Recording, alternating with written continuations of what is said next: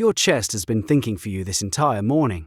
Every decision you made before breakfast, every gut feeling you followed or ignored at work, every moment you pushed through exhaustion or pulled back from a challenge, your heart was sending instructions upward, shaping how your brain processed all of it. And by the end of this, you'll understand why the hardest workers aren't the ones with the sharpest minds. They're the ones who learn to listen to an organ most people treat as a pump. The HeartMath Institute has spent decades measuring something most productivity advice completely ignores: the conversation between your heart and your brain. Their research documents a striking asymmetry. Your heart sends far more neural signals to your brain than your brain sends back down. The traffic flows upward. The organ beating in your chest right now contains roughly 40,000 neurons, its own processing network capable of learning, remembering, and making functional decisions independent of your cranial brain. That cluster of neurons wrapped around your heart has been called the heart brain by neurocardiologists, and it earns the name. Think about what this means for how you work. You've been told your entire life that discipline lives in your head, that grinding through resistance is a mental game. Willpower, focus, concentration, all framed as skull-level operations. Meanwhile, the largest single source of input your brain receives from inside your body originates in your chest. Your heart's rhythmic patterns directly influence your capacity to think clearly, regulate emotion, and sustain effort over hours. The command center you've been training is receiving orders from somewhere you've never bothered to train. HeartMath researchers measure something called heart rate variability, the subtle fluctuation in timing between each heartbeat. When those fluctuations fall into a smooth ordered pattern, they call it coherence. During coherence, the signals your heart sends upward shift dramatically. They become organized, rhythmic, and your brain responds by opening access to higher cognitive function. Problem solving sharpens, emotional reactivity drops. The ability to sustain focused effort without burnout increases measurably. You felt this state before, even if you never had a word for it. Those rare stretches of work where everything clicks, where effort feels almost effortless, where hours pass and you surface feeling energized rather than depleted. Most people stumble into coherence accidentally. A morning that starts well, a project that excites them, a conversation that lifts their mood. Then they credit the external circumstance. I had a good day. But coherence is internally generated.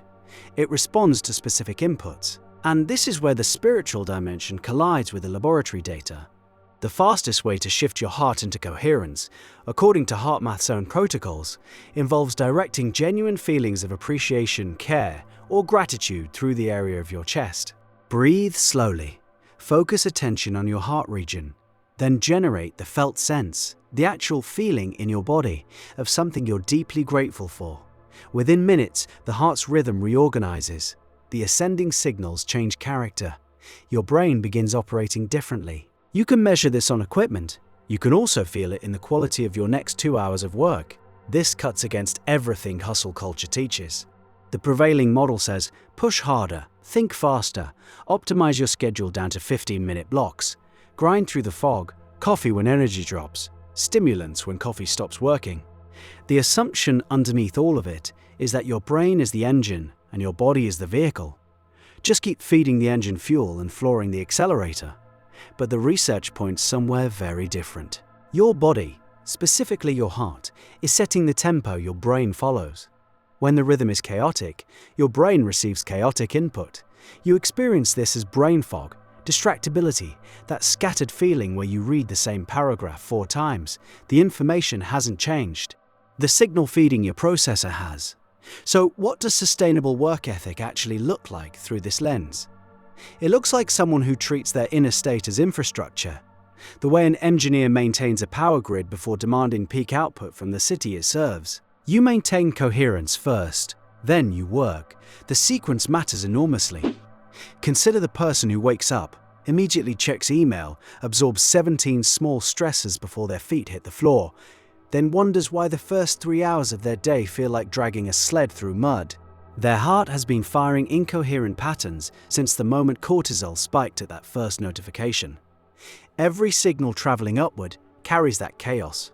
The brain does its best, but it's computing on corrupted input.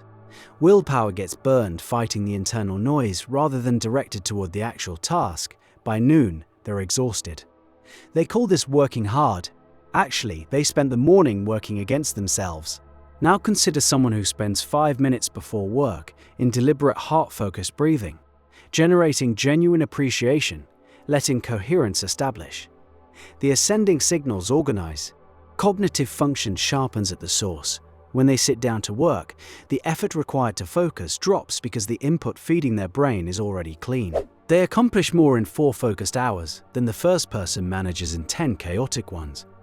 And they finish the day with energy remaining. This reframes laziness in a way that might make you uncomfortable. That afternoon crash you power through with another espresso.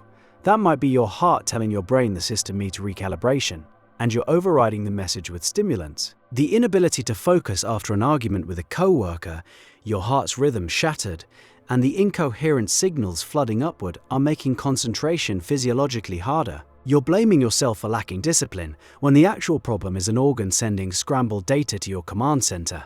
HeartMath's research also documents something they call the heart field, a measurable electromagnetic field generated by the heart that extends several feet beyond the body.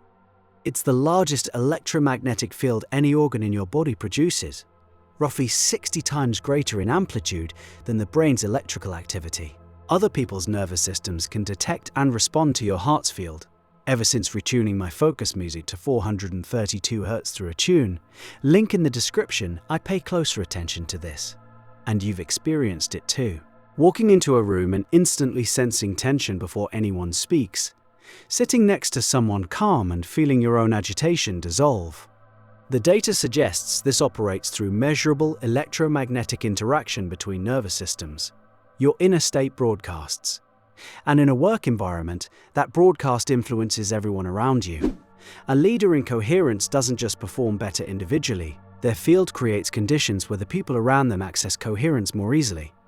You've worked for someone like this, a person whose presence somehow made the whole team sharper, calmer, more capable.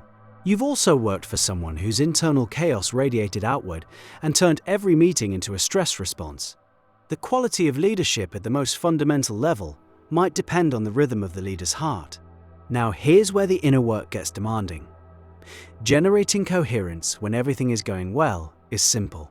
Generating it when you're behind on a deadline, when the project is failing, when someone just criticized your work, that requires a trained capacity most people have never developed. It's a practice. Daily, deliberate, sometimes tedious. 5 minutes of heart-focused breathing when you'd rather check your phone. Choosing to generate appreciation when your mind is screaming about all the things going wrong. The discipline of coherence is quieter than the discipline of grinding, but it cuts deeper. You're training the organ that feeds your brain its primary data stream. Every session of coherence practice is an investment in the quality of every hour of work that follows. Some will push back and say, this sounds too soft for real results, that the marketplace rewards relentless effort, not breathing exercises. Fair. Look at the data on burnout rates among high achievers. Look at the average productive lifespan of someone who runs purely on mental willpower versus someone who maintains physiological coherence. Sprinting works for a quarter, maybe a year. Coherence-based work ethic compounds across a decade. The people who sustain output at the highest levels for 20 or 30 years, athletes, artists, executives who still have creative fire in their 60s, they've figured out, consciously or accidentally, how to keep the heart-brain channel clean. Your work ethic lives in your chest before it ever reaches your head. Every morning you skip the inner work and jump straight into output. You're asking a computer to perform on a corrupted power supply. Every time you pause, breathe into your heart space and let coherence establish before you begin, you're giving your brain the signal quality it was designed to run on. The organ you've been ignoring is the one running the show. It has been this whole time. Tomorrow morning, before you open a single app, put your hand on your chest, breathe. Feel something real, gratitude for one specific thing, care for one specific person. Give it 90 seconds. Then notice the texture of the first hour that follows. The difference will teach you more than any productivity book ever printed.